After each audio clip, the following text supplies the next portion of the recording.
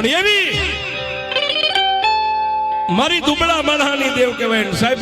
એક મારા મનનું બનાવેલું સૂત્ર છે કે કોઈ નો કરે એવું મેલડી કરે.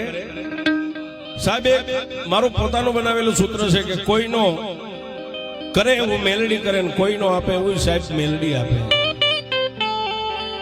પણ એક દી આપણો ભગવો ભેગ જોકે સાહેબ વાતો બધાય કરતા હોય પણ વાતોમાં ફેર હોય સાહેબ. આવી મેઘલી અંધારી રાત મળી ગયેલી ને આપણો ભગવો ભેગ હાથની માલિપા ધૂપેલીઓ લઈ ગુગલનો ગાંઠિયો તેલનો ત્રસ્યો નાખી અને નાના એવા ધૂળના ધડીમલાની સામે ઉભા રહી. એક પગે ને એક આંટો બીજો ને ત્રીજો આંટો જ્યાં ઉતાર્યો ને બાપ ત્યાં ધૂળના ધડીમલાની માલિપાથી મારી મેલડી બોલી કાના. ધૂપેલિયાનો ત્રીજો આંટો સાહેબ પૂરો થયો. ધૂળના ધડીમલાની માલિપાથી મારી મેલડી બોલી કાના. આમાં એ કાનિયા કોઈ માણસ મને પ્રભાતના પોરમાં જગાડે, કોઈ ધૂપ દીવા કરે, કોઈ સંધ્યા ટાણે ધૂપ ને દીવા કરે. મારા કાનિયા રાતના 1 વાગે આજ મને મેલડીને ધૂપ કરીને જગાડવાનું કારણ શું છે? અને સાહેબ ત્યારે કાનિયા જોગીની આંખોના ખૂણા ભીના થયા ત્યારે આ જોગણિયા ડુંગર માથે બેઠેલી એવી મારી હડીખમ મેલડી એટલું બોલી કાના. કાનિયા તને કાકા સાંભળ્યા કે નહીં? માં તને તારા માવતર સાંભળ્યા કે નહીં? તારા પરિવાર સાંભળ્યો કે નહીં? મામા મોવાળ સાંભળ્યા કે નહીં?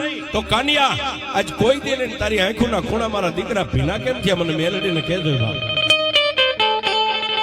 તેથી હાથની માલમાં ધૂપેલી હતું ધૂળના ધડીમલે નીચે મેલી અને 3 તાજમ ભરીને એક પગે ઉભા રહીને કાનિયા જોગી એટલું કીધું માડી એ મારી મેલડી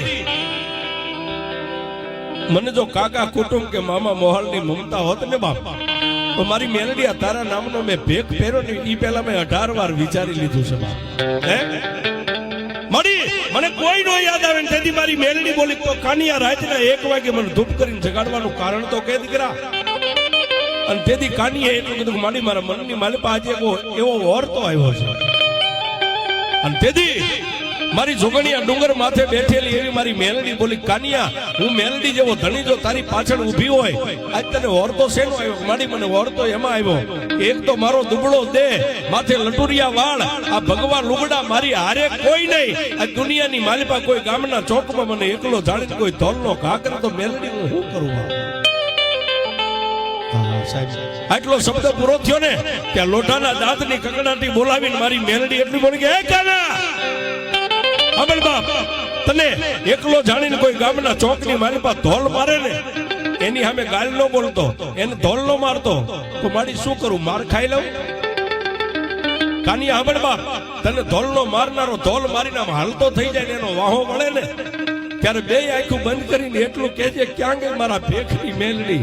હે આટલું બોલી અને લાંબી આંગળી કર અને હામાના વાહામાં નો ચોટી જાવ તો તારી મેલડી ન હોય.